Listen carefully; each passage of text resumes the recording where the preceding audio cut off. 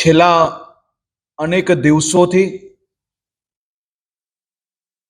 Cyber excellence દ્વારા અને વિવિધ શહેરોની ક્રાઇમ બ્રાન્ચ, એસઓજી અને ગુજરાત પોલીસના યુનિટ્સ દ્વારા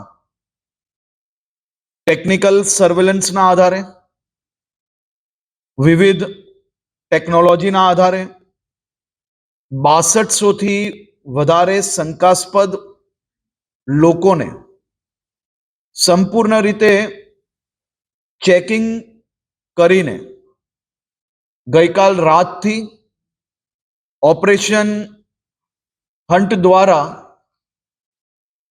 362 અવૈધ રીતે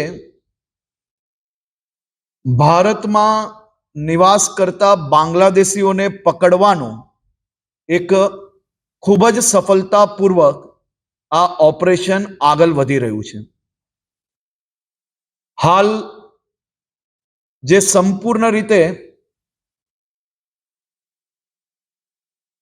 જેમના ડેટા, ડોક્યુમેન્ટ્સ અને બીજા બધા જ વિષયોને તપાસીને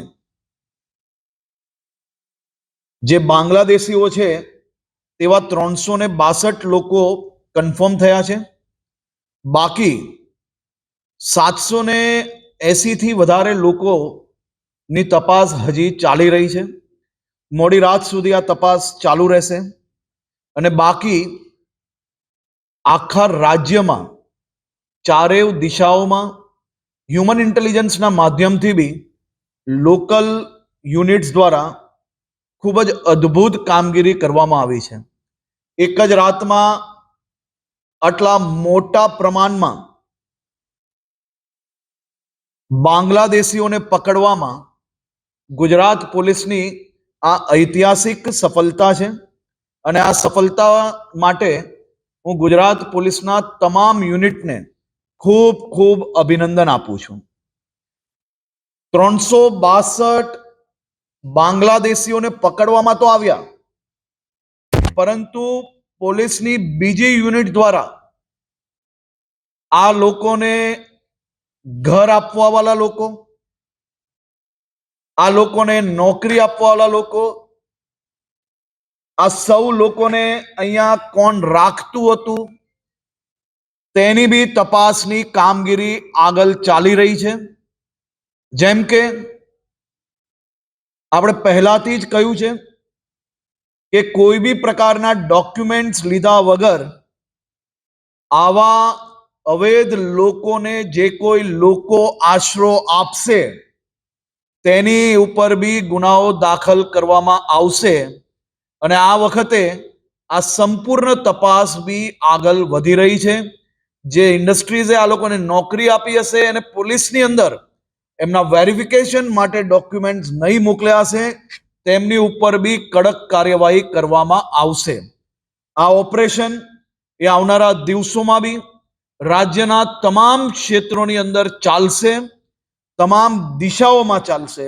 આ ઓપરેશન એટલી સારી રીતે પ્લાન કરવામાં આવ્યું હતું કે શહેરોમાં જ્યારે રેડ ચાલુ થાય તેની સાથે સાથે જ બસ સ્ટેશનો, હાઈવે અને રેલવે સ્ટેશન પર બી નાકાબંધી સાથે જ ચાલુ કરવામાં આવે.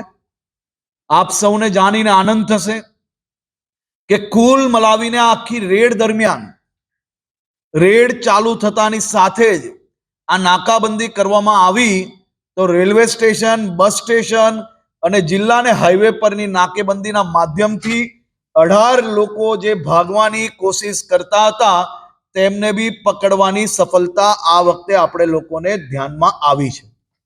સાથે સાથે અનેક કિસ્સાઓમાં એવી બી જાણકારી મળી છે, કોઈકને 2-4 વર્ષ પહેલા, કોઈકને એનાથી બી વધુ સમય પહેલા બાંગ્લાદેશ ભારત બોર્ડરના બંગાળના ગામડાઓમાંથી, બંગાળના અલગ અલગ ક્ષેત્રોમાંથી આ સૌ લોકોએ આધાર કાર્ડ બનાવવામાં કે ત્યાંના લોકલ ડોક્યુમેન્ટ્સ બનાવવામાં લોકલ ડોક્યુમેન્ટ્સના આધારે બીજા આધાર કાર્ડ બનાવવામાં એમને સફળતા પ્રાપ્ત કરી હતી.